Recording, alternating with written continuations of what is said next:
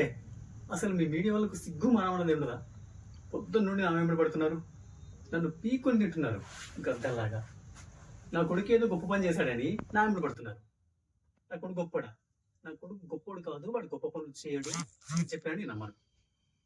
కానీ ఈ రోజు పొద్దున్న నుండి మా ఊళ్ళో ప్రతి ఒక్కడు అన్న నమస్కారం, నీ కొడుకు గొప్పోడేంటి, నా కొడుకు గొప్పోడేంట్రా, వాడు గొప్ప పనులు చేస్తాడంటే నేను అసలు నమ్మే ప్రసక్తి లేదు. సరే, వాడు గొప్ప పనులు చేశాడు అనుకుందాం. అయితే ఇప్పుడు నన్ను ఏం చేయమంటారు మీరు? మీరు అందరూ అంటారు, అంత గొప్ప కొడుకుని కన్నందుకు ఆ ఘనత నీకు దక్కాలి.